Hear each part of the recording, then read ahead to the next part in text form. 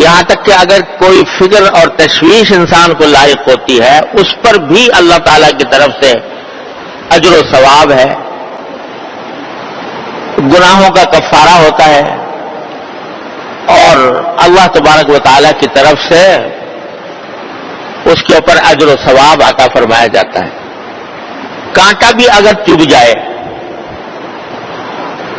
نزلہ زکام بھی ہو جائے، کہیں خارش بھی ہو جائے، معمولی سی تکلیف بھی ہو جائے، اس پر بھی اللہ جل جلالہ کی طرف سے بندے کو انعام ملتا ہے آخرت میں۔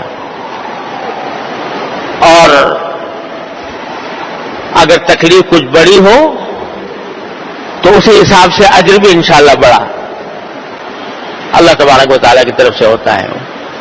لہذا ایک تو بیماری اور تکلیفیں اللہ جل جلالہ کا انعام ہے بحیثیت اس کے کہ انسان کی آخرت کے لیے فائدہ مند ہے، بشرطے کہ انسان یہ سمجھے کہ اللہ جل جلالہ کا ہر فیصلہ برحق ہے، اس کے ہر فیصلے پر راضی رہے، تکلیف دور کرنے کی دعا بھی مانگے، لیکن ساتھ ہی جب تک ہے اس وقت تک اللہ تعالیٰ کی مشیت پر، اس کے فیصلے پر راضی رہے۔ تو بندے کے لیے یہ بیماری بھی ایک نعمت بن جاتی ہے اور آخرت کے میں درجات کی بلندی کا سبب بنتی ہے۔ اللہ تعالیٰ اپنے فضل و کرم سے ہم سب کو اس حقیقت کو سمجھنے کی توفیق عطا فرمائے۔ دوسرے بیماریاں اور تکلیفیں اس لیے بھی اللہ تبارک و تعالیٰ کی نعمت ہے کہ اگر آدمی کی سوچ درست ہو تو اس تکلیف اور بیماری میں صحت کی قدر انسان کو معلوم ہوتی ہے، اور اللہ تعالیٰ نے اس کی سوچ درست کی ہو تو اس کو صحت کی قدر معلوم ہوتی ہے، اور تکلیف کے بعد جب راحت آتی ہے اور بیماری کے بعد جب صحت آتی ہے تو اس کو شکر ادا کرنے کا موقع ملتا ہے کہ اللہ جل جلالہ نے اپنے فضل و کرم سے یہ نعمت عطا فرمائی۔ تیسری وجہ اس کے نعمت ہونے کی یہ ہے کہ اگر آدمی بیماری میں پڑ گیا تو بیماری کے اندر آدمی اپنے جو فرائض ہیں ان کو بھی بجا لانے سے پوری طرح اس کا قابل نہیں ہوتا۔ بعض اوقات شریعت نے بھی رخصتیں دی ہیں، کھڑے ہو کر نماز نہیں پڑھ سکتے، بیٹھ کے پڑھ لو، بیٹھ کے بھی نہ پڑھ سکتے لیٹ کے پڑھ لو، اشارے سے پڑھ لو، رخصتیں دی ہیں۔ اس وقت میں جب آدمی بیماری کی حالت میں ہوتا ہے اور بعض اوقات ایسی حالت ہو جاتی ہے کہ موت سامنے نظر آنے لگتی ہے، اس وقت انسان کو یہ احساس اس وقت ہوتا ہے کہ میں نے اپنی صحت کے ایام میں کوئی ایسا کام کیوں نہ کر لیا جو مرنے کے بعد بھی میرے لیے کارآمد ہوتا۔ اور نبی کریم سرور عالم صلی اللہ علیہ وسلم کا وہ ارشاد یاد آتا ہے جس میں آپ نے فرمایا تھا کہ 5 چیزوں سے پہلے غنیمت سمجھو۔ عجیب ارشاد ہے، فرمایا کہ 5 چیزوں سے پہلے غنیمت سمجھو۔ ایک کیا؟ حیات کا قبل موتک۔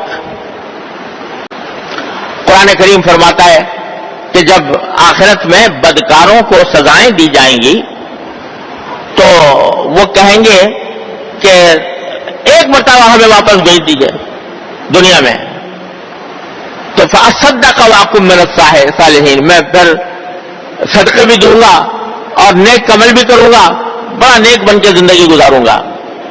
لیکن اس کے بعد موقع ختم ہو چکا ہوگا، وَلَن يُؤَخِّرَ اللَّهُ نَفْسًا إِذَا جَاءَ أَجَلُهَا، جب وقت آ جاتا ہے تو پھر اللہ تعالیٰ اس کے اندر تاخیر نہیں فرماتے۔ بہت لمبی عمر ہے اللہ تعالیٰ نے دی ہوئی ہے۔ أَوَلَمْ نُعَمِّرْكُم مَّا يَتَذَكَّرُ فِيهِ مَن تَذَكَّرَ، کیا تمہیں ہم نے وہ اتنی عمر نہیں دی تھی کہ اگر کوئی نصیحت حاصل کرنا چاہتا تو نصیحت حاصل کر لیتا؟ تم نے اس کو گنوا دیا۔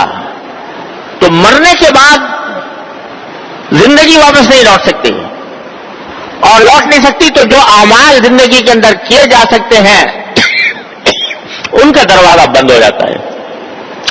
تو جب تک موت نہیں آئی، زندگی کی نعمت سے تم بہراندوز ہو رہے ہو، تو اس وقت تک حیات کو، زندگی کو غنیمت سمجھو. اس کا ایک ایک لمحہ قیمتی ہے.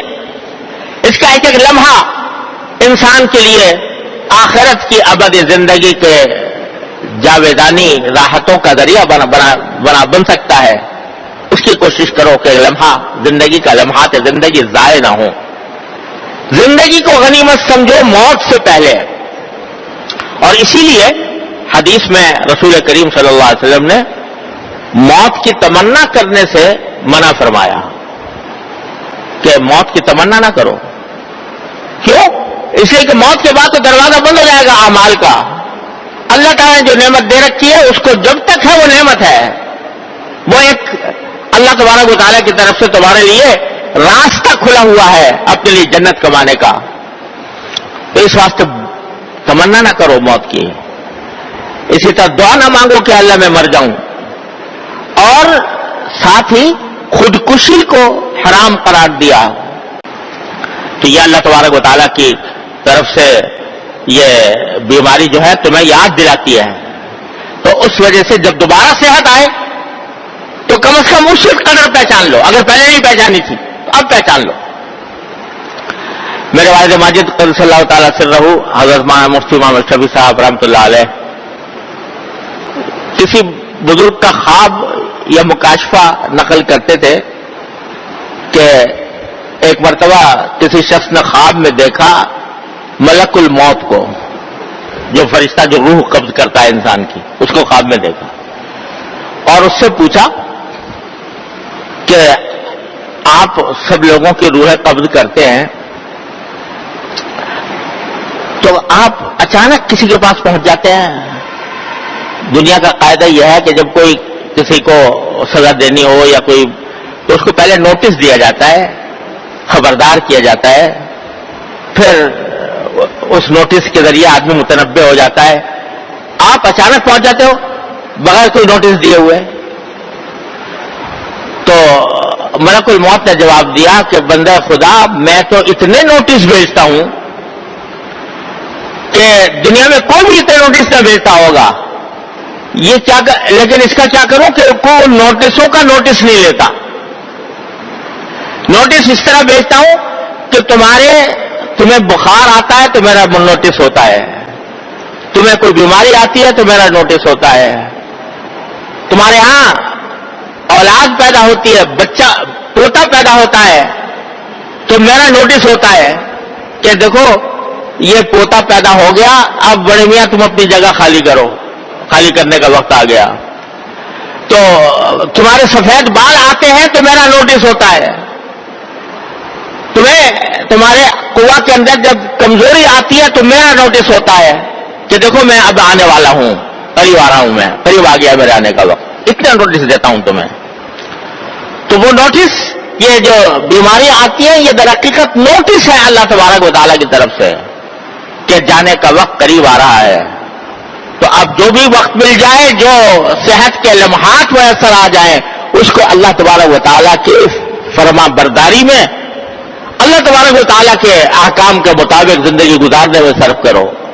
تو صحت کا قبل سقمک، بیماری آنے سے پہلے صحت کو غنیمت سمجھو اور اس کو صحیح مصرف میں استعمال کرنے کی کوشش کرو. اس جو قوت اللہ تعالیٰ نے عطا فرمائی ہے اس کو اللہ تبارک و تعالیٰ کی مرضیات میں استعمال کرو. اور فرمائے گا فراغ کا قبل شغلک، اگر فراغت کے اوقات میسر ہیں تو مشغول ہونے سے پہلے ان کو غنیمت سمجھو. ہر انسان جو ہے اس کو کوئی نہ کوئی مشغولیت لاحق ہوتی ہے. خاص طور سے آدمی کماتا ہے تو کہیں ملازمت میں لگا ہوا ہے، کہیں تجارت میں لگا ہوا ہے، کہیں زراعت میں لگا ہوا ہے. مشغولیات میں آدمی مصروف رہتا ہے، لیکن انہیں مشغولیات کے دوران کچھ وقت فراغت کا بھی ملتا ہے جس میں کوئی مشغولیت نہیں ہے. تو فراغت کے وقت کو غنیمت سمجھو، کیونکہ جب مشغولی آ جائے گی تو صبح سے لے کے شام تک تم مصروف رہو گے، اس میں اگر کوئی کرنا بھی چاہو گے عبادت تو مشغولیات تمہیں اس کی اجازت نہیں دیں گی. تو فراغ کا قبل شغلک، مشغول ہونے سے پہلے فراغت کو غنیمت سمجھو. اور فرمایا وشباب کا قبل حرمک، جوانی کو بڑھاپے سے پہلے غنیمت سمجھو. جب تک جوان ہو قوہ ساتھ دے رہے ہیں، جوانی کے اندر بڑی سے بڑی مہمات تم سر کر لیتے ہو، اللہ تعالیٰ نے طاقت دے رکھی ہے. جب بڑھاپا آ جائے گا تو نہ منہ میں دانت نہ پیٹ میں آنکھ، یہ حالت پہنچ جائے گی، دوسروں کے محتاج ہو کر رہ جاؤ گے. اور اگر کوئی عمل کرنا بھی چاہو گے تو کر نہیں سکو گے. تو بڑھاپے کے آنے سے پہلے جوانی کے وقت کو غنیمت سمجھو. تو جوانی کے اندر اللہ تبارک و تعالیٰ کی عبادت کی طرف متوجہ ہونا، گناہوں سے پرہیز کرنا، یہ ہے کام ایک مومن کا. بڑھاپے آنے کے بعد تو آدمی کے وہی جواب دے گئے، تو اس وقت اگر گناہوں سے بچ گیا تو کون سا تیر مار لیا. در جوانی توبہ کردن سوائے پیغمبریس، وقت پیری گرگ ظالم میں سبق پرہیزگار. کہ جب بڑھاپا آتا ہے تو کہتے ہیں بھیڑیا بھی پرہیزگار بن جاتا ہے. کیوں؟ اس لیے کہ طاقت ہی نہیں رہی کسی کے اوپر حملہ کرنے کی، تو اس واسطے وہ بھی پرہیزگار ہو گیا. لیکن جوانی میں توبہ کرنا یہ ہے پیغمبروں کا شیوا. جیسے حضرت یوسف علیہ السلام کہ بھرپور جوانی ہے اور گناہ کا داعیہ نہ صرف یہ کہ موجود ہے بلکہ دعوت دے رہا ہے، مگر اللہ کے خوف کی وجہ سے فرماتے ہیں کہ انہ ربی احسن مثوائے. تو یہ ہے جوانی کے اندر آدمی گناہوں سے پرہیز کرے اور جوانی کے لمحات کو اللہ تعالیٰ کی عبادت میں، اللہ تعالیٰ کی طرف رجوع میں، ذکر میں استعمال کرے. تو شباب کا قبل حرمک، تو جوانی کو بڑھاپے سے پہلے. اور فرمایا وغنا کا قبل فقرک، اگر کچھ پیسے میسر ہیں، دولت ہے، تو اس دولت کو فقر و فاقہ آنے سے پہلے غنیمت سمجھو. یہ نہ سمجھو کہ دولت ہمیشہ رہے گی، بیلنس وہاں پر جا کر اکٹھا ہو جائے آخرت میں. حدیث میں فرمایا کہ ابن آدم جو ہے، آدم کا بیٹا، وہ کہتا ہے مالی مالی، یہ میرا مال ہے، یہ میرا مال ہے. لیکن فرمایا جو کچھ مال ہے تیرا، حلک الا ما اکلت فافنیت او لبست فابلیت او تصدقت فامضیت.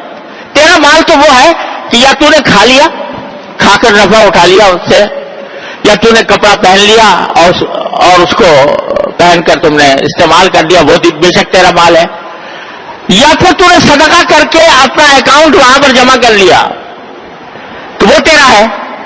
ورنہ باقی تو سب تیرے وارثوں کے پاس جانے والا ہے.